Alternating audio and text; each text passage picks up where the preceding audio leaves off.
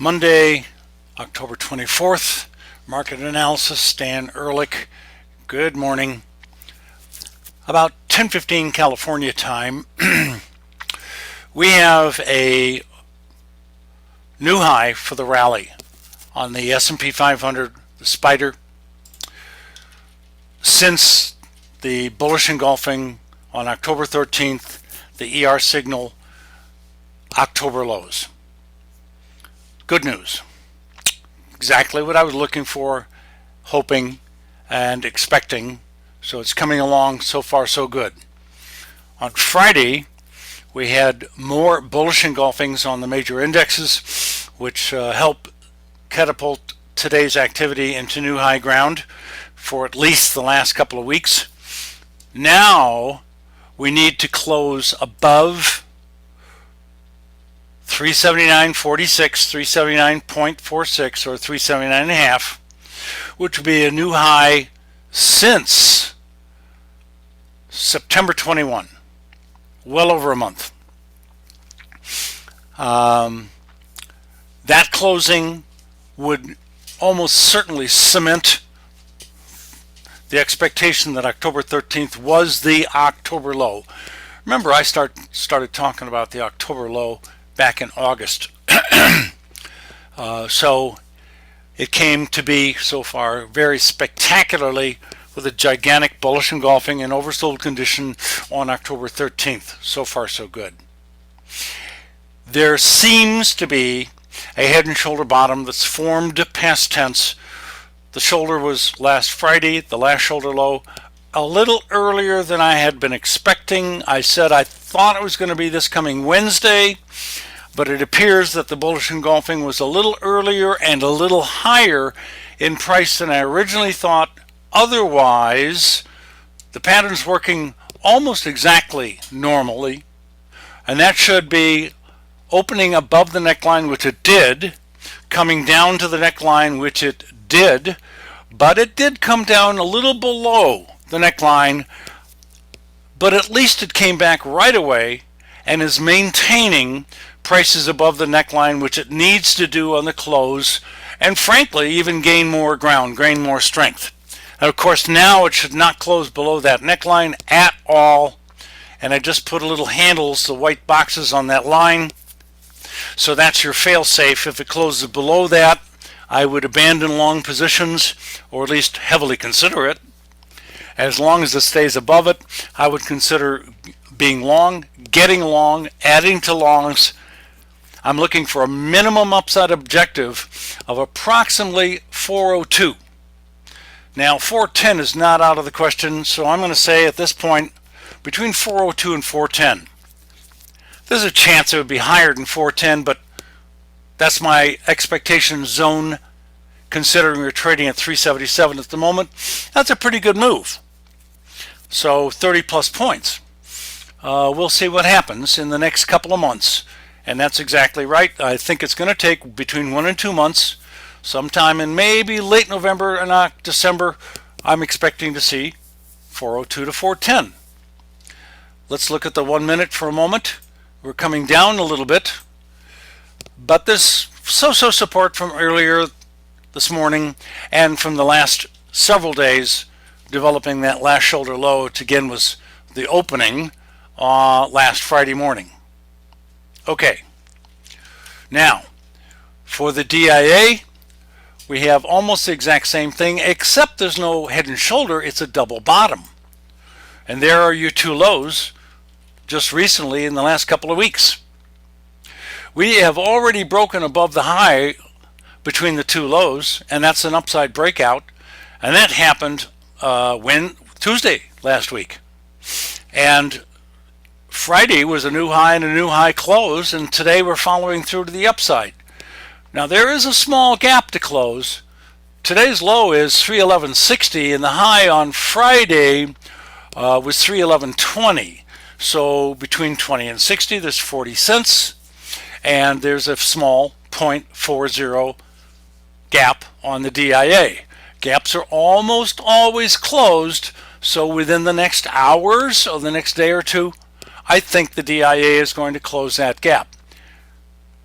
We'll see what happens. If it does, obviously the spider and the QQQs are going to have some sort of a dip.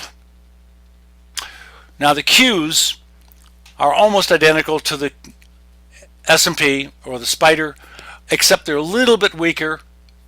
We're above the neckline. We're staying so far above the neckline.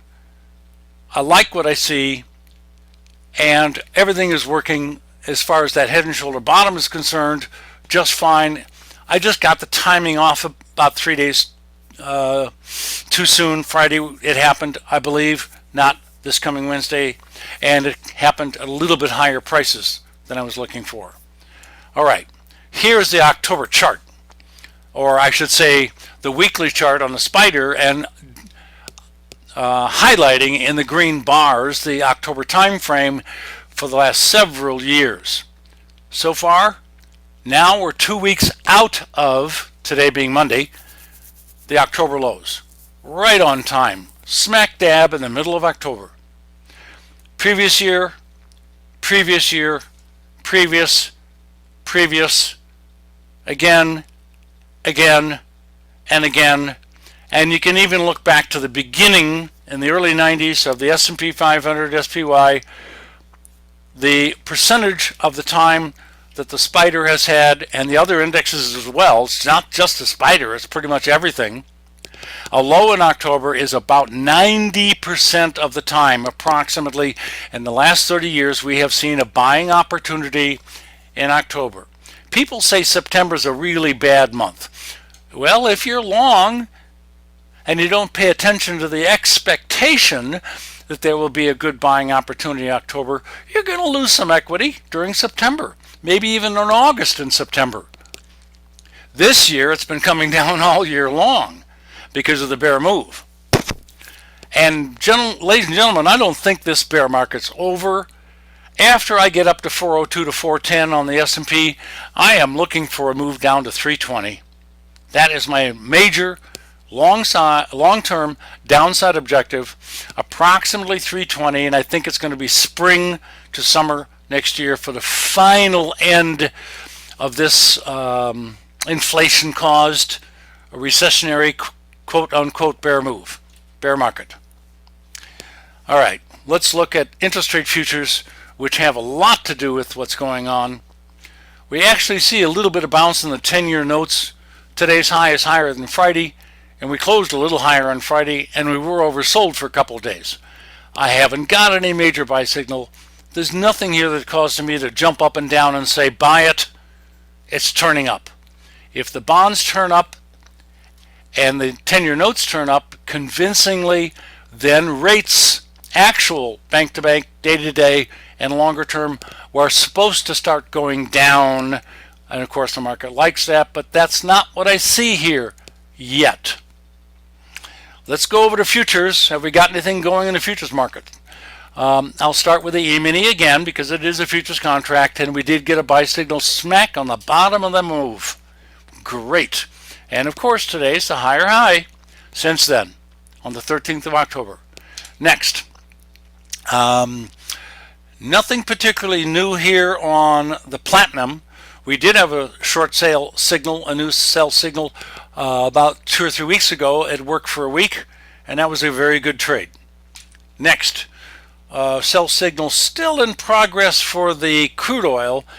Longer term, it does look to me like we're going to start making lower lows, but for the moment it's not really super active. I'm noticing we have an outside down day today, bearish engulfing. That could help.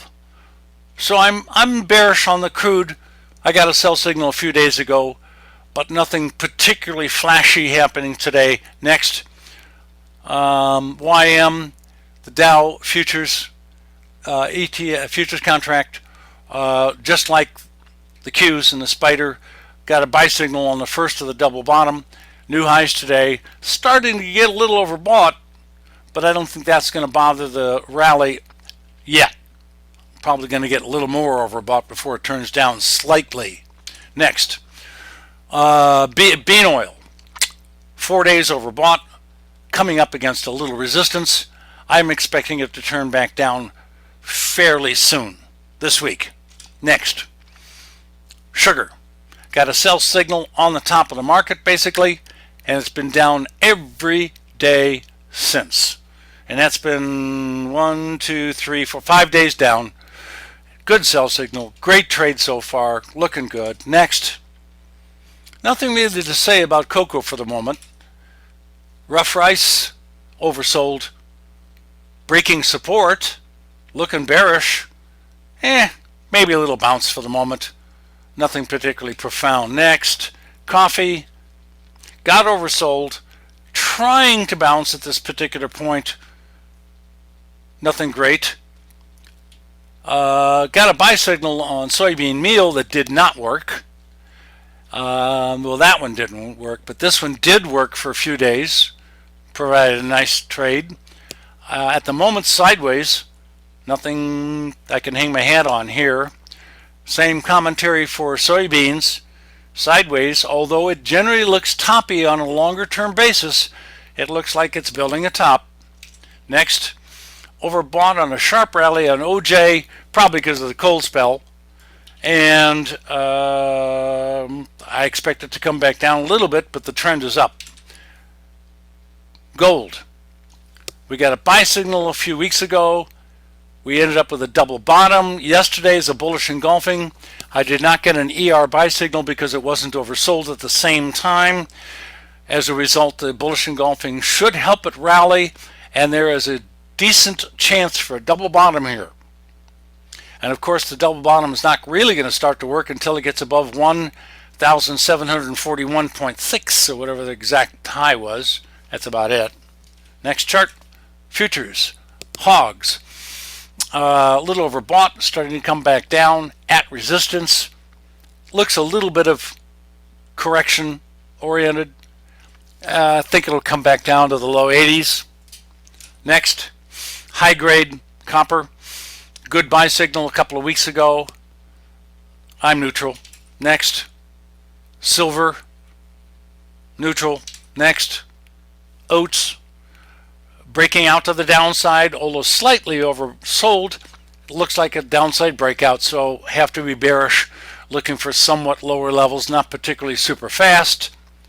Next, wheat, kind of neutral here, at support, no particular signal to grab onto, but I've got to point out that spectacular sell signal that we had on March 8th after a series of limit up and lock limit up moves day by day. At the very top, we got a ER bearish engulfing red sell signal, a whopper, huge. Next, corn, neutral. 10-year notes, talked about it before, trying to get something bullish going here so the rates start to slip. Can't justify it really, but I'm expecting some sort of modest rally, at least at the moment. And long bonds, oversold 4 or 5 days in a row now. Almost certainly it's going to start to rally this week, and I think that's about it. Live cattle very overbought. I expect it to start to turn down. Well, frankly, today could be the high day. Natural gas oversold like crazy. Got a perfect sell signal on the top of that. Wow, what a great one. And that was August 23rd and the top of the market since. Heating oil, sell signal a few days ago, and I think I've gone around all of these. Thank you very much. See you tomorrow. Have a great trading day.